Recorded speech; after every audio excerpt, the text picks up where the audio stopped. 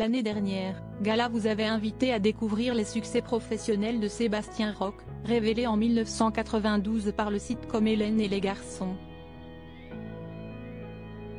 Mais qu'en est-il de la vie personnelle du comédien et chanteur, qui fête ses 51 ans en ce dimanche 3 décembre?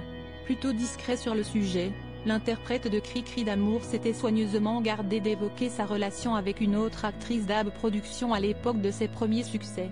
Cependant, il serait faux d'imaginer que l'éternel amoureux de Johanna dans la série, et ses spin-offs, entretient aujourd'hui une relation avec l'une de ses partenaires dans Le Miracle de l'amour, dont il a intégré le casting en 2011.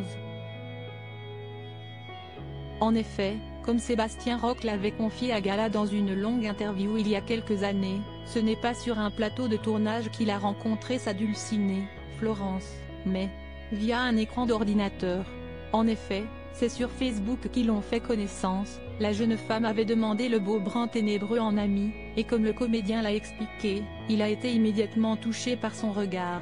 Si le travail de Sébastien Roch le contraint à vivre à Paris, sa compagne, par contre, a préféré s'installer dans son Luberon natal, un petit paradis empreint de sérénité dans lequel l'acteur compte bien se retirer un jour. Supérieur à Hélène et les garçons, que devient Étienne, David Proulx, le beau gosse de la série?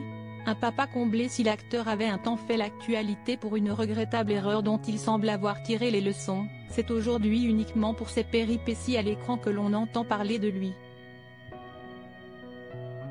Heureux papa de Roberto, 20 ans, issu d'une précédente union, qui vit avec lui, et d'une petite Liv, 9 ans, qu'il a eue avec sa compagne actuelle et qui vit avec sa mère, Sébastien Roch évite de les exposer sur les réseaux sociaux, qu'il préfère réserver à sa vie professionnelle.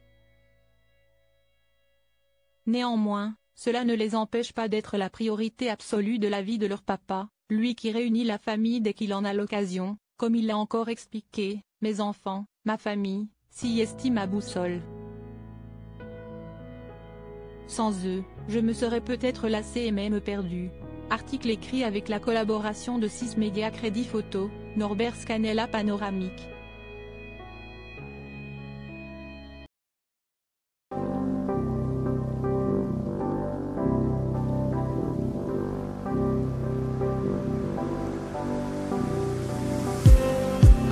Just need